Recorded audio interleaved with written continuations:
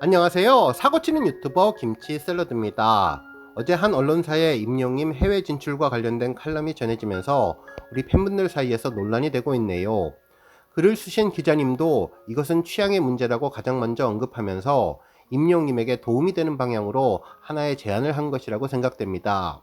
실제로 임영님 응원하는 팬으로서 콘서트의 글로벌한 진화를 염원한다면서 임영님의 글로벌 콘서트를 위해 몇 가지 제언을 한다고 했는데요. 이를 통해서 전 세계인이 모두 즐길 수 있는 공연이 되면 좋겠다는 생각으로 칼럼을 작성했다고 했죠. 하지만 기사 내용 중에 콘서트의 구성에 대한 생각과 스펙트럼 확장에 집착하지 말고 서두르지 않았으면 한다는 의견에 많은 팬분들이 동의하기 어렵다고 의견을 밝혔는데요. 물론 임영님 콘서트에 대한 다양한 의견들이 많이 나와서 발전적인 방향으로 토론하는 것은 정말 중요하고 꼭 필요하다고 생각합니다마는 기사를 읽으면서 조금 아쉬웠던 부분들이 있었습니다. 조금 더 다양한 사례들을 소개하면서 충분히 생각해 볼 수 있는 기회를 제공하면 어땠을까라는 생각이 들었습니다. 실제로 제가 글을 읽으면서 가장 공감할 수 없었던 부분은 밥 딜런 관련 내용이었죠. 기사에서는 임영미 공연에서 팬들과 소통하는 점은 있었지만 해외 공연은 적절히 대화와 노래를 안배하는 것이 중요하다며 밥 딜런을 예로 들었는데요. 지난 2018년 7월에 내한 공연을 진행했는데 2016년 가수로는 처음으로 노벨 문학상을 받은 상황이라 관객들은 그가 어떤 말을 할지 정말 궁금했지만 실제로 2시간 공연 내내 아무런 말도 하지 않았다며 마지막 앙코르 곡을 부르고 나서야 한국 관객에게 땡큐 코리아라고 이야기한 점을 참조하면 좋겠다고 했는데 이 점은 다르게 해석해야 할 것 같았습니다.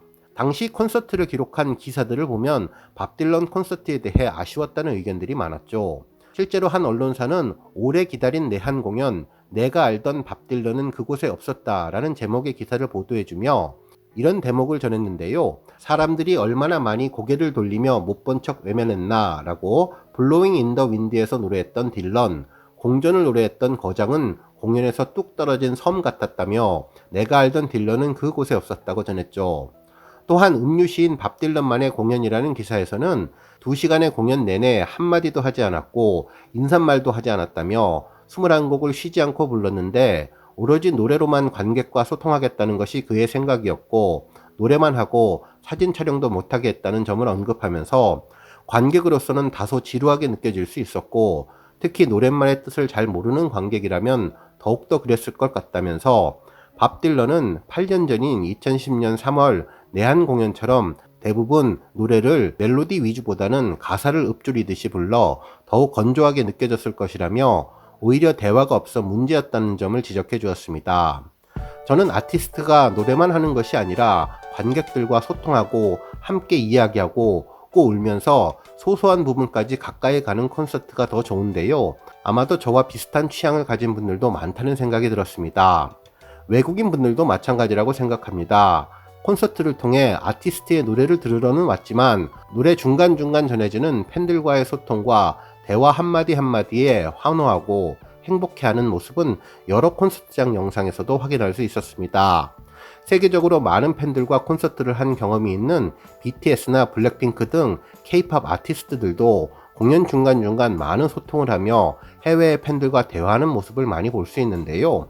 영어로 소통이 힘들면 동시 통역 자막을 사용해서라도 관객들과 이야기를 나누는 것이 정말 중요해 보였죠.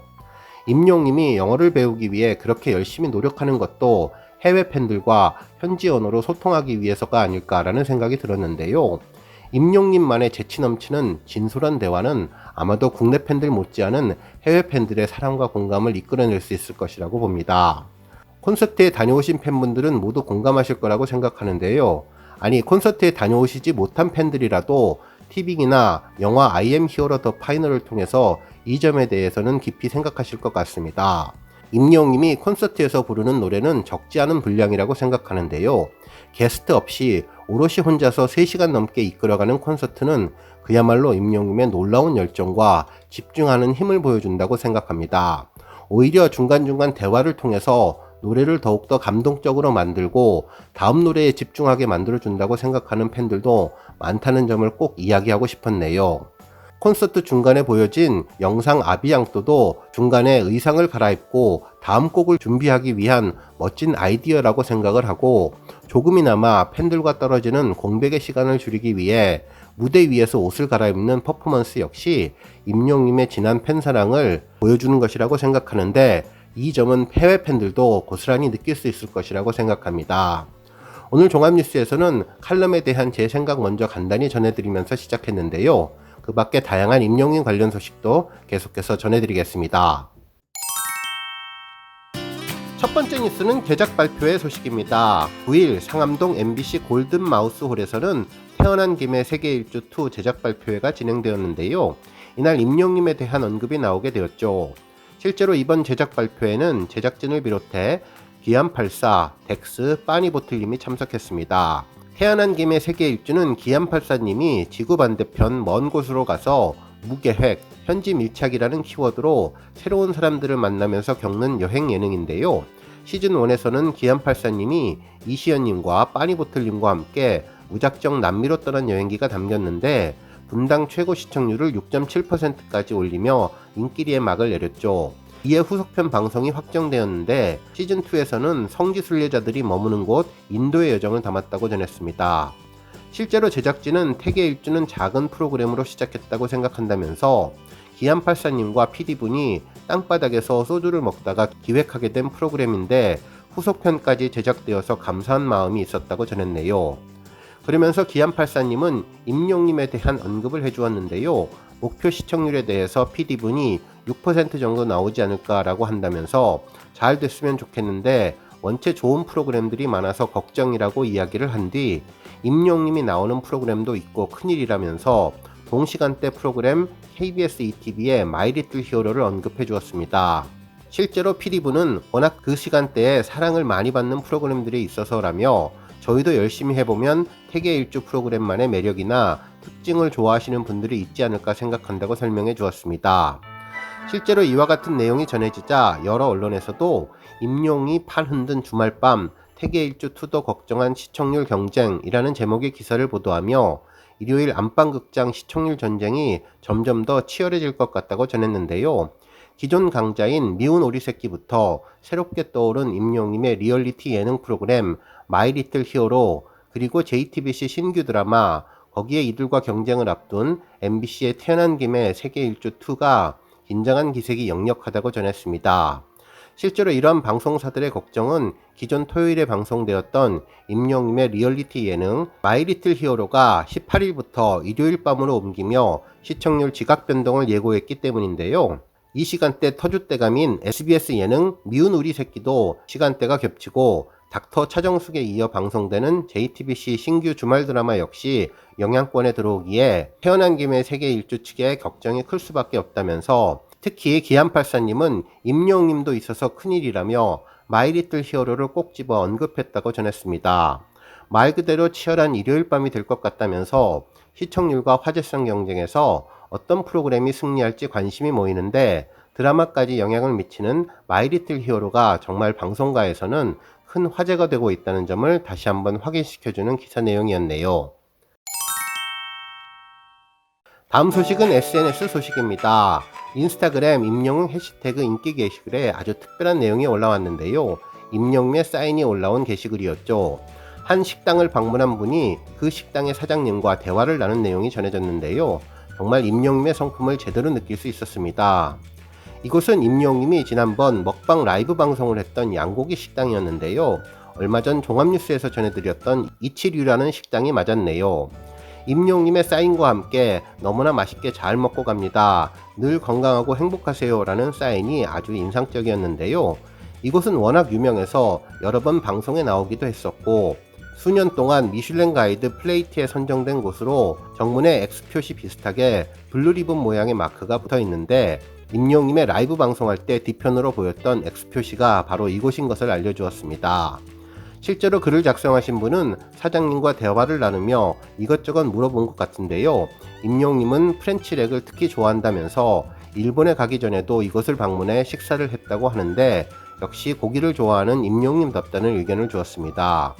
그러면서 임영웅님은 이곳에 혼자 방문하기도 하고 매니저분이랑 같이 오기도 한다고 하는데 아주 인상적인 점은 이곳을 방문한 손님분들과 똑같이 줄 서서 기다렸다가 들어왔는데 대단하다는 글을 남겨주었죠. 물론 누구나 똑같이 줄을 서는 것은 어쩌면 당연한 일인데 임영님이 이곳에서 줄 서서 기다리는 것이 뭐가 그렇게 대단하냐 생각할 수는 있지만 실제로 많은 연예인들이나 유명인들은 팬들의 시선을 피하기 위해 사전에 마련된 장소로 조용히 들어가는 경우도 분명히 있어서 특권 의식 없이 임영님처럼 평범하게 시민들과 함께 줄을 서는 것이 당연하지만 또 대단하다는 생각이 들었습니다. 팬들과 소통하며 스타의식 없이 자연스럽게 팬들과 어울리고 인사 나누고 줄 서는 임영님의 모습이 떠올라 아주 인상적인 게시글이었는데요. 이 글을 작성하신 분도 나도 임영님과 함께 줄 서보고 싶다고 했는데 저 역시 임영님과 이곳에서 만나서 줄 서고 인사를 나누고 싶다는 생각을 해보게 되었네요. 다음 뉴스는 조회수 소식입니다. 임영님이 지난 2020년 8월 사랑의 콜센터에서 불렀던 그중에 그대를 만나 무대 영상이 300만 뷰를 기록했는데요. 당시 이선희님의 노래를 선곡해 감동의 시간을 전해주었습니다. 최고의 노래에 임영님의 음색을 입히니 듣는 순간 황홀했고 가사 하나하나가 마음에 와 닿았는데요. 이날 임영님은 100점을 맞아서 모든 출연진들을 깜짝 놀라게 해주었죠. 실제로 모든 장르의 노래를 자신만의 감성 무대로 만들어 온 임영님은 그중에 그대를 만나 역시 섬세한 감성으로 팬들의 가슴을 파고들었는데요. 장민호님은 이 노래가 임영웅의 노래다라고 감탄을 전하기도 했습니다.